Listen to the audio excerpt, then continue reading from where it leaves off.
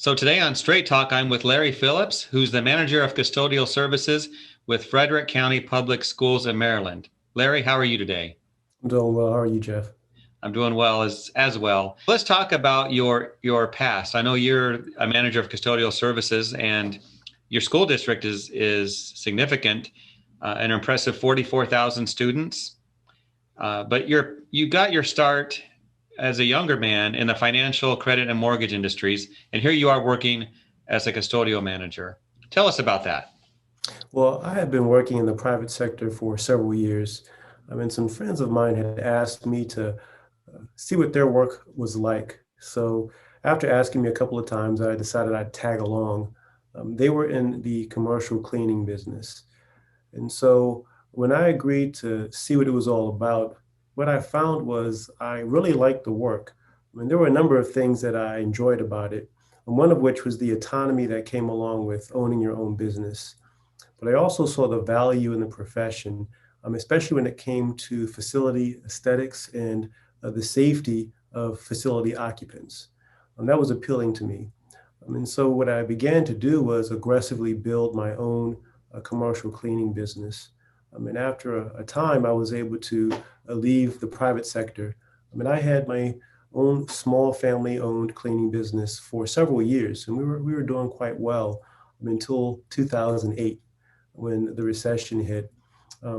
Many of my clients began reducing their workforces, which also involved cutting their cleaning service. Some of them reduced the number of facilities they had or just shut down altogether. While I was cleaning, I also began substitute teaching on occasion. So that was my introduction to the school system.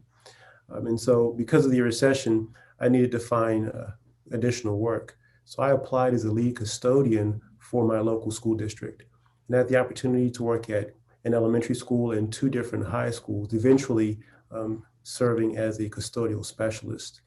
After doing that for a couple of years, I was hired at a neighboring school district as the manager of custodial services. Just recently, I'm back here in Frederick County as the manager of custodial services. All right. Well, interesting past that you have. Let's talk about the work you do right now. 44,000 students, 6,088 employees, and of that, 386 are custodians under your supervision. Does that make sense? The number of custodians to students and other employees, does the ratios work there? Now, the custodians in our district, they report directly to the administrator of their respective facilities. So my office, we're responsible for training custodial staff, performing facility inspections, procuring equipment and different tools that our custodians need. We also oversee the snow removal and grounds contractors, and we work collaboratively with our building administrators and custodians to help them develop site-specific plans and work to address any custodial needs they have. Now, our staffing model is driven by square footage. On average, in our district, custodians are responsible for about 21,500 square feet. Now, the model has worked for us, but we also understand that there are a number of other factors that need to be considered. For example, the number of facility occupants and the number of user groups. So we've looked at ways to factor these variables in our staffing model. All right. Well, let's change gears a bit and talk about career paths. Can a professional in custodial services have a visionary mindset? And if so, what does that look like? Yes, they can. Having a visionary mindset, I think, is vital. Like many professions, individuals in custodial services can get stuck in the mindset of this is the way we've always done it. Having a visionary mindset involves thinking systemically and being strategic in working toward district and department goals. It's important to understand your funding, your staffing, your customers, the occupants in our buildings, and how best to capitalize on innovations in the industry to help us meet our short-term and long-term objectives. Okay. Well, let's talk about the pandemic for a moment. What have you been doing to deal with the challenges related to that? Staffing, equipment, you mentioned a few things that you guys take care of. Well, we've been adapting. Every day, we need to adapt and flex in what we've done traditionally. We haven't made many changes to our custodial staff, but we do recognize that staffing may need to be shifted based on the needs at individual schools. So, for example, At a facility that has several custodians, well, one of those individuals may need to be moved to a facility with fewer custodians, but that has a greater need. Um, we also are looking at the shifts of our custodians. Currently, 70% of our custodial workforce work a second shift. So can we adjust their shift to an earlier part of the day to help them address facility needs with the increase in cleaning and disinfecting that needs to take place while we have occupants in the building?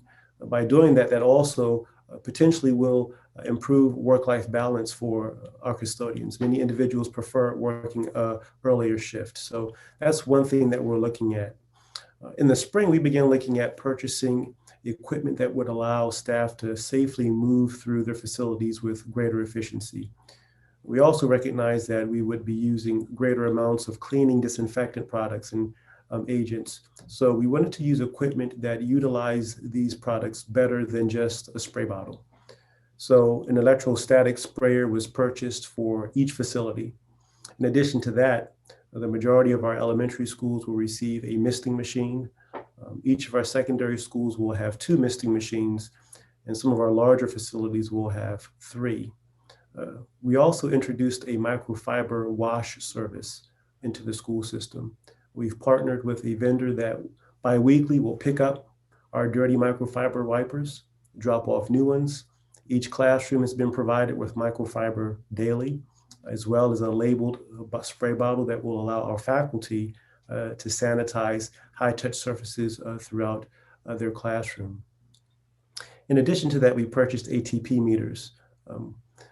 These cleaning professionals are among the first responders, in my opinion, when it comes to fighting and removing the things that can harm facility occupants.